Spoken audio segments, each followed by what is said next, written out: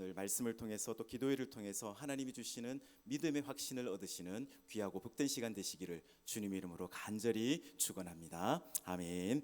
우리 함께 읽으신 말씀을 통해서 헌신된 자라는 제목으로 하나님이 주실 은혜를 함께 나누도록 하겠습니다. 사랑하는 성도 여러분, 우리가 이 말로는 헌신을 잘 다짐합니다. 그러나 희생과 실천한 삶이 없다라는 것인데요. 우리가 하나님께 이제 드린다 이렇게 고백하면서 실상은 어떻습니까? 내가 선택하고 또 내가 결정하고 난 다음에 하나님 요게 조금 부족하니까 하나님 도와주십시오 이렇게 기도하는 것이 우리의 헌신의 모습입니다. 필라델피아 출신 백화점 왕이었던 와나 메이커가 이렇게 이야기를 했는데요. 비누는 사용될 때마다 자기 살이 녹아서 작게 되어 드디어 흔적도 없이 사라집니다. 그러나 그때마다 더러움을 없앱니다. 만일 녹지 않는 비누가 있다면 쓸모없는 물건에 지나지 않을 것입니다. 자기 희생을 통해 사회에 공헌할 줄 아는 사람이어야 진정한 헌신의 사람입니다 라고 이렇게 이야기를 했습니다. 이 와나메이커는 비누처럼 진정한 헌신의 사람이었는데요. 본문에 보시면 이스라엘 자손이 다시 여호와의 목전에 악을 행하였으므로 여호와께서 그들을 40년 동안 블레셋 사람의 손에 붙이셨다라고 말씀합니다. 이 블레셋 족속은 이제 지중해를 중심으로 중개 무역을 했던 사람들인데요. 이들은 사람을 잡아서 주로 애굽의 노예로 팔았습니다. 이러한 성향을 가진 사람, 이 블레셋 사람들이 40년 동안 다스렸으니까 이 다른 어떤 나라의 압제하에 있을 때보다 이스라엘 백성들의 고통은 아마 심히 무거웠을 것입니다. 팔레스티나라는 말은 이 블레셋에서 유래한 것인데요. 지금 이스라엘과 팔레스틴 사람과의 전쟁, 어제 오늘의 일이 아니라는 것입니다. 우리가 이미 알고 있듯이 하나님의 백성이 하나님을 떠나서 죄와 우상에 빠지면 하나님이 그들을 이방의 손에 붙여서 징계하시더라는 것입니다. 그러면 백성들은 잘못을 깨닫고 하나님께 부르짖습니다. 그러면 하나님은 헌신된 사람을 선택하셔서 해결하여 주시고 백성들을 구원하여 주십니다. 그래서 이 헌신된 사사가 있는 동안 백성들은 평안할 수 있었는데요. 이 사사가 어떤 자격이 있는 것이 아니고 하나님이 특별한 일을 위해서 세우신 사람들이 바로 사사입니다. 2절 말씀을 다시 한번 보십시오. 소라 땅의 단 지파의 가족 중에 마노아라 이름하는 자가 있더라. 그의 아내가 임신하지 못함으로 출산하지 못하노니 이렇게 기록하고 있습니다. 이 소라 땅 단 지파의 가족 중에 마노아라는 사람을 소개하고 있습니다. 그 아내가 잉태하지 못하였습니다. 이 두 사람이 늙었다라는 그런 기록은 없는데 잉태하지 못했다라고 기록을 하고 있습니다. 우리는 마노아에 대하여 자세히 알 수는 없지만 하나님 앞에서 가장 아름다운 사람들이었습니다. 그 당시 사사를 보면 아들 30명, 또 딸 30명, 기드온 같은 경우에는 아들 70명이 있었습니다. 한 아내에게서 그렇게 나올 수 있겠습니까? 아마 여러 아내를 두었다라고 생각을 해볼 수 있는 부분입니다.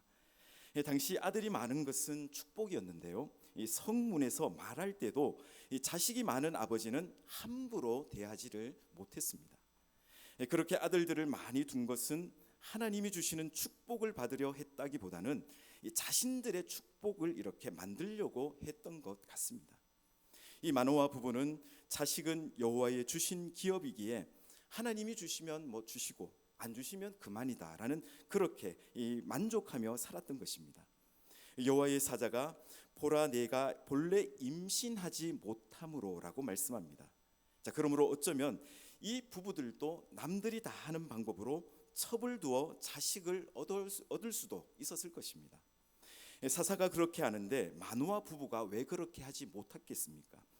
그러나 저들은 하나님의 섭리를 믿고 감사했습니다. 사랑하는 성도 여러분, 하나님께서는 언제나 자신의 섭리를 믿고 사는 사람들에게 은혜를 부어주시더라는 것입니다. 저들도 한나처럼 하나님께 기도를 많이 했을 것입니다. 이 성경에 마노아의 아내의 이름은 없지만 기도하는 여인에게 하나님은 여호와의 사자를 보내주신 것입니다. 그들은 여호와께 물었습니다. 당신의 이름이 무엇입니까? 18절 말씀을 보시면 내 이름은 기묘자라 하니라고 대답을 합니다. 이사야 선지자는 장차 오실 메시아를 예언하면서 이름을 기묘자라고 하였습니다. 마노아 부부는 슬프고 또 외롭고 멸시받는 사람이지만 신실하게 주어진 환경에서 감사하고 또 기도하는 그들에게 하나님께서 찾아오셨다라는 말씀입니다. 바로 이것이 은혜라는 것이죠. 오늘 우리도 마찬가지입니다. 오늘 이 저정 받는 은혜는 우리에게 기적을 가져오게 할 것입니다. 하나님께 맡기고 기도하는 자에게 지금도 은혜가 있는 것입니다. 그 은혜는 모든 문제를 해결하는 기적을 체험하게 하는 것입니다. 바라기는 오늘 이 저녁 모든 문제를 해결하는 그 기적을 경험하게 되시기를 주님의 이름으로 간절히 축원합니다. 아멘. 제가 이 삼손에 대해 말씀드리면서 여러분들에게 꼭 드리고 싶은 말씀이 있는데요. 위대한 이 헌신의 사람들에게는 위대한 신앙의 부모님들이 있다라는 사실입니다. 이 하나님의 사자가 삼손의 어머니에게 찾아와서 아들을 낳으리니 그 아이는 태어나서 하나님께 바쳐질 나실인이 될 것이라고 말씀합니다. 자, 이 나실인은 바치다, 거룩하게 하다, 구별하다의 동사에서 파생된 명사입니다. 자, 그 뜻은 거룩하게 구별된 자라는 뜻을 가지고 있습니다. 여러분, 우리는 성도입니다. 거룩하게 구별된 사람들이라는 것이죠. 이 구약의 나실인은 하나님이 선택하신 사람이고, 신약의 성도는 하나님이 아들을 대신 십자가에 주시고 얻은 사람들이라는 말씀입니다. 그러므로 우리 성도님들은 나실인보다 더 많이 헌신되어야 할 사람들이라는 말씀인 것이죠. 이 악한 세대에 우리는 하나님 앞에서 헌신된 사람으로 살아가기를 소망합니다. 오늘 우리에게 주시는 나실인에 대해 함께 묵상함으로 이 말씀의 은혜를 얻고자 합니다. 민수기 6장 1절에서 2절은 나실인을 이렇게 기록하고 있는데요. 여호와께서 모세에게 말씀하여 이르시되 이스라엘 자손에게 전하여 그들에게 이르라. 남자나 여자가 특별한 서원 곧 나실인의 서원을 하고 자기 몸을 구별하여 여호와께 드리려고 하면 첫째 포도주와 독주를 멀리하고 둘째 머리에 삭도를 대지 말며 셋째 부모 형제가 죽더라도 시체를 만지지 말라라고 이렇게 말씀하셨습니다. 나실인은 하나님께서 제약된 세상에서 거룩하게 구별하여 그 시대의 모범자로 세우신 자들입니다. 바라기는 우리도 이 제약된 세상에서 거룩하게 구별된 성도들이 되기를 원하면서 오늘 이 헌신된 자라는 제목으로 말씀의 은혜를 함께 나누도록 하겠습니다. 자, 첫 번째로 나실인은 포도주와 독주를 마시면 안 됩니다. 아직 잉태하진 않은 이 아이 엄마에게 말씀을 하신 것인데요. 마노의 아내는 나실인이 아니죠. 태어날 이 삼손이 나실인입니다. 자, 그런데도 그녀에게 삼손에게 요구되는 것과 같은 규례를 요구한 것은 태아에게 미칠 그 영향력을 고려했기 때문입니다. 대체로 아이들은 어머니가 임신 중에 즐겨 먹었던 음식을 좋아한다고 합니다. 고대 문화의 대표적인 예가 이 팔레스틴 문화인데요. 고고학자들이 지금도 그곳에서 많은 유물들을 발견합니다. 삼손 시대의 유물 가운데 술병이나 술 항아리나 술 주전자가 많이 발견된 것으로 보아서 이 당시 사회의 쾌락주의와 향락주의를 짐작해 볼 수 있는 대목인 것입니다. 포도주를 마시지 말라. 자, 심지어는 민수기 6장 4절의 말씀에는 포도 껍질까지도 먹지 말라 이렇게 말씀하셨습니다. 여러분, 이 포도주는 기쁨의 상징입니다. 이 유대인들에게 있어서 포도주는 합법적인 기쁨인데요. 그러한 이유로 이 세상적인 기쁨으로부터 이 분리의 목적으로 이것을 말씀하신 것입니다. 우리가 대한민국에 살면서 우리가 이 세상적인 기쁨을 분리해내기란 대단히 어렵다라고 이렇게 말씀을 드리고 싶습니다. 왜냐하면 이 나라는 세상적으로 즐기는 문화를 가지고 있기 때문입니다.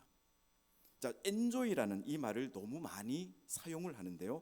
이 말이 인사로 사용될 만큼 자, 어떻게 해요? 오늘 하루 엔조이 하십시오라고 이렇게 인사할 만큼 세상적으로 즐기는 문화가 만연하다라는 말씀입니다. 많은 유혹과 또 땅에 속한 기쁨과 세상적인 오락 때문에 이 많은 크리스천들이, 특히 크리스천 젊은 세대가 갈등과 고민 속에 방황하고 있습니다. 이 땅에 속한 기쁨이 무엇입니까? 저에게 묻는다면 저는 오히려 여러분들을 자신에게 한번 자문자답해 보십시오라고 여쭤보고 싶습니다. 여러분들은 그 기쁨에 대해서 잘 알고 계실 겁니다. 결코 모른다고 답변하지 않으실 것입니다. 여러분, 우리가 예수님을 믿는다고 하면서 땅에 속한 기쁨과 세상에 속한 즐거움으로 살아간다면 하나님 앞에 우리는 헌신된 사람이 될 수가 없습니다. 오늘 많은 교인들이 행복을 추구하고 또 행복하게 살기를 원하지만 정작 거룩에 대하여는 그렇게 관심이 없다는 것이 문제라는 사실입니다. 여러분, 독주를 마시지 말라. 이 말씀의 독주는 사람을 취하게 하는 도수 높은 이 술을 의미하고 있습니다. 한국의 음주 문화는 세계 1위인데요. 한국의 문화는 모든 것이 이 술과 연관되어 있습니다. TV 드라마를 보아도 술이 없이 내용을 전개할 수가 없는 것입니다. 기분이 좋아도 술, 기분이 나빠도 술. 자, 우리나라에서 늘어나는 것이 두 개가 있는데요. 그것은 술집과 교회라고 합니다. 좀 아이러니한 대목인데요. 과거 신앙의 역사를 보면 영적 각성이 막 일어날 때에 이 술집 문이 다 닫혔습니다. 지금은 좀 그렇습니다. 교회의 현실이 암담하다라는 말씀을 드리고 싶습니다. 자, 이런 말이 있다고 합니다. 월요일은 원래 술 마시는 날, 그리고 화요일은 화끈하게 술 마시는 날, 그리고 수요일은 수 없이 마시는 날, 그리고 목요일은 목이 터져라 마시는 날, 금요일은 금방 마시고 또 마시는 날. 자, 토요일은 조금 재밌는데요. 토요일은 토하고 마시는 날, 그리고 일요일은 일일이 술집 찾아다니면서 마시는 날이라는 우픈 이야기가 있습니다. 자, 노아 홍수 때에 온 세상이 물로 심판을 받았는데요. 온 세상이 물로 뒤덮였습니다. 마침내 심판이 끝나고 물이 말랐습니다. 노아는 마른 땅에 포도나무를 심었습니다. 그런데 이 전해져 오는 이야기에 마귀가 몰래 와서 포도나무 뿌리에 양과 사자와 돼지와 원숭이의 피를 뿌리고 갔습니다. 그래서 이 사람들이 술을 마시면 한결같이 짐승처럼 변한다고 합니다. 처음에는 양같이 순하다가, 다음에는 사자같이 난폭해지고, 그 다음에는 돼지같이 미련해지다가, 마지막에는 원숭이처럼 별짓을 다 하게 되는 것입니다. 여러분, 술이 구원과는 관계가 없다고 생각합니다. 그러나 거룩한 삶과는 분명히 관계가 있습니다. 에베소서 5장 18절은 이렇게 기록하고 있습니다. 술 취하지 말라, 이는 방탕한 것이니. 여러분, 포도주를 마시지 말라, 성도에게 주신 귀한 말씀입니다. 바라기는 이 말씀에 온전히 순종하시는 저와 여러분들의 거룩한 삶이 되시기를 주님의 이름으로 간절히 축원합니다. 아멘. 두 번째로 우리에게 주시는 말씀, 나시리는 머리에 삭도를 대지 말라라고 말씀하십니다. 5절 말씀은 이렇게 기록하고 있습니다. 보라, 내가 임신하여 아들을 낳으리니 그의 머리 위에 삭도를 대지 말라. 이 아이는 태에서 나옴으로부터 하나님께 바쳐진 나시린이 됨이라. 그가 블레셋 사람의 손에서 이스라엘을 구원하기 시작하리라 하시니라고 말씀합니다. 그리고 이어지는 민수기 6장 7절은 또 이렇게 기록하고 있습니다. 그의 부모 형제 자매가 죽은 때라도 그로 말미암아 몸을 더럽히지 말 것이니 이는 자기의 몸을 구별하여 하나님께 드리는 표가 그의 머리에 있음이라고 말씀하고 있습니다. 여러분, 긴 머리는 공개적인 성별의 표시입니다. 이 세상 사람들은 우리가 헌신한 대로 살고 있는지 안 살고 있는지 보고 있습니다. 말과 행동이 같은지 보고 있더라는 것이죠. 오늘 삼손의 머리카락이 잘라졌을 때에 하나님께 성별된다는 핵심도 잘리게 된 것입니다. 기억하십시오. 성도는 하나님의 은혜 안에서 강한 것이지 은혜를 떠나면 비참하게 되는 것입니다. 하나님의 은혜가 떠나면 우리는 아무것도 아닙니다. 오늘 이 긴 머리는 하나님의 뜻을 온전히 따르겠다는 결단의 표시인 것입니다. 고린도전서 11장 14절은 이렇게 기록하고 있습니다. 만일 남자에게 긴 머리가 있으면 자기에게 부끄러움이 되는 것을 본성이 너에게 가르치지 아니하느냐라고 말씀합니다.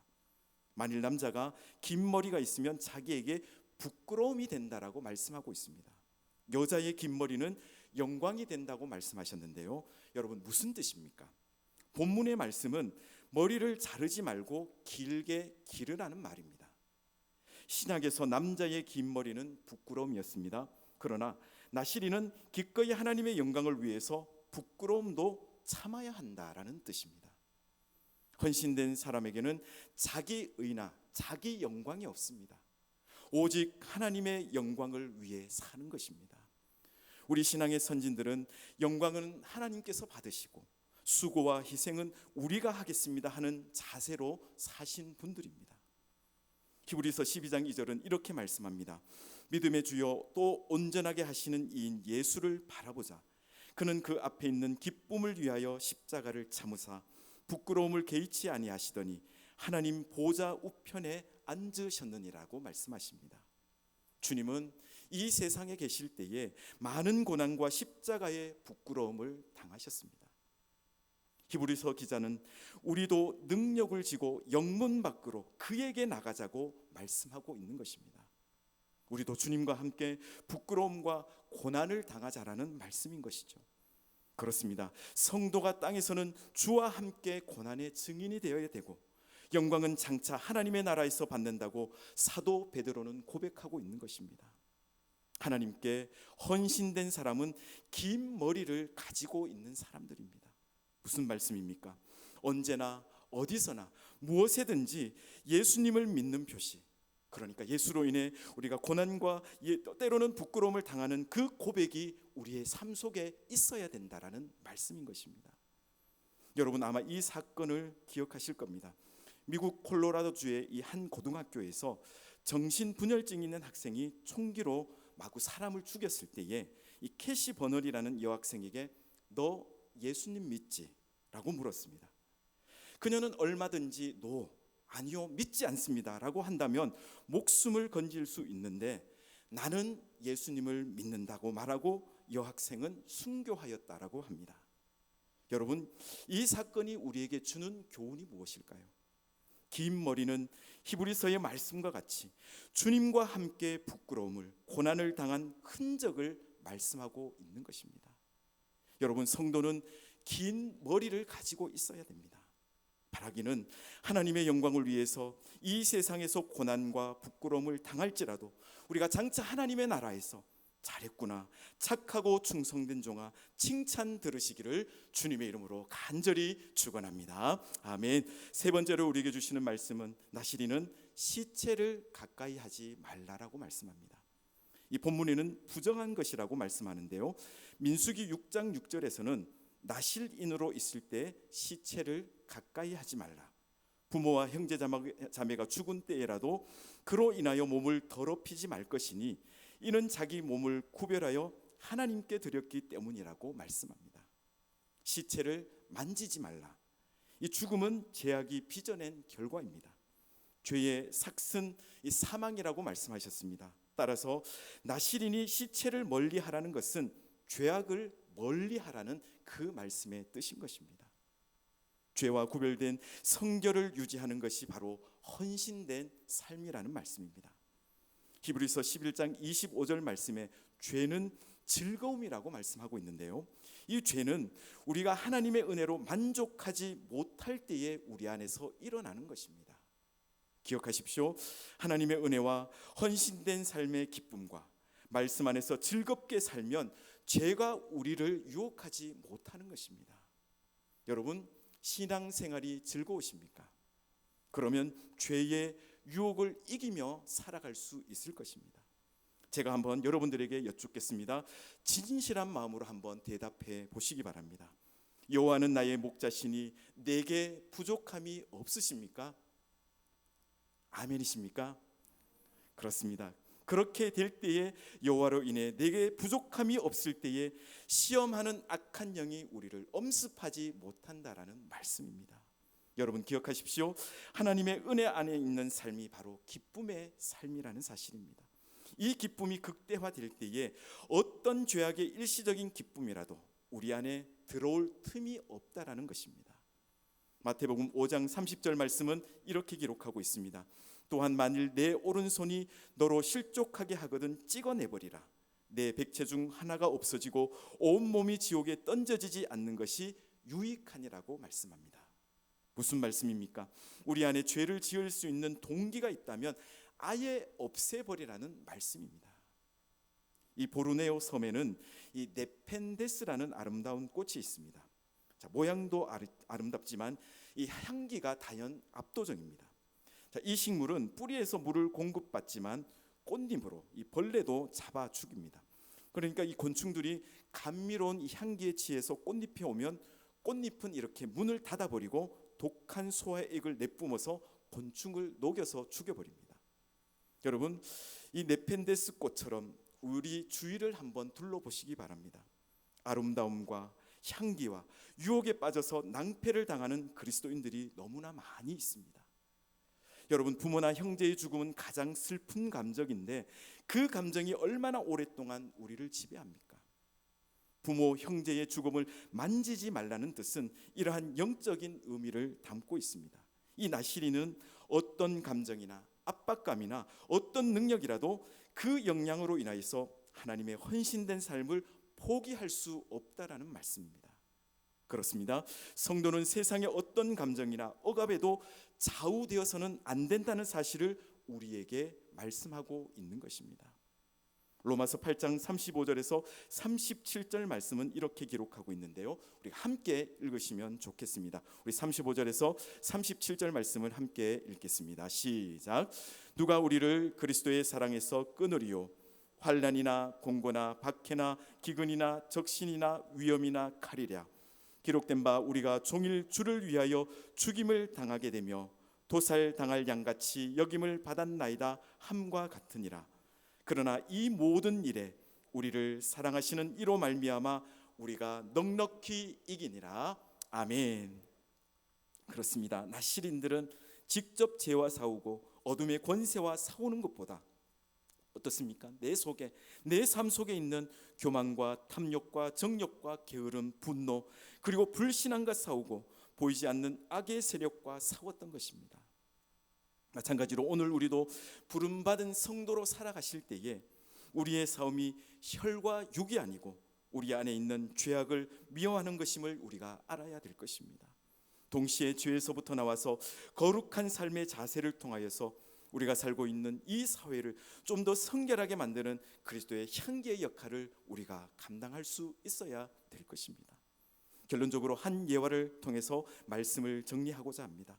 여러분들이 마르틴 루터 킹 목사님을 알고 계실 겁니다.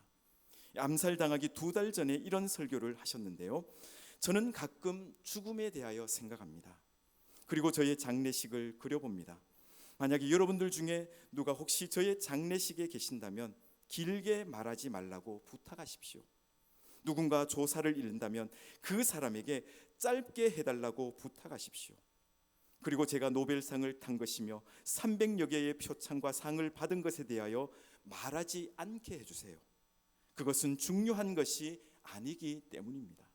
다만 다른 사람을 섬기는 일에 삶을 바치려고 노력했다고 말해준다면 감사하겠습니다. 사람들을 사랑하려고 노력하였고 굶주린 사람들을 먹이려고 하였으며 헐벗은 사람에게 옷을 입혀주려고 애썼으며 인류를 사랑하며 봉사하려고 힘썼던 사람이라고 말해주시면 감사하겠습니다. 저는 남기고 갈 재물도 없습니다. 제 인생에 있어서 남기고 갈 만한 화려하고 사치스러운 것들도 없습니다. 다만 헌신된 생애를 남기기를 원합니다 라고 고백을 했습니다. 여러분들에게 어떤 울림으로 다가오십니까? 다만 헌신된 생애를 남기고 가고 싶다. 그분은 이 시대의 진정한 나시린이었습니다. 사랑하는 성도 여러분, 우리가 죄에서 구속함을 받고 하나님의 자녀가 되었으면 우리는 성도라고 불리울 것입니다. 성도는 오늘날의 나시린입니다.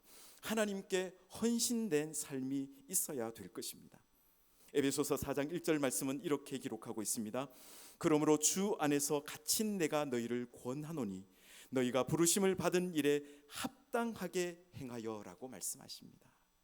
여러분, 나실인으로 살아가라는 말씀입니다. 헌신된 생애가 되도록 살아가시기 바랍니다. 주님을 섬기면서 사람을 사랑하면서 살아가시기 바랍니다. 이것이 우리가 이 생의 삶을 산 후에 우리에게 남는 것입니다. 바라기는 오늘 주신 이 사사기의 말씀을 마음의 신비에 잘 새기셔서 부르심에 합당하게 헌신된 자로서 살아가시는 저와 여러분들의 삶이 되시기를 주님의 이름으로 간절히 축원합니다. 아멘.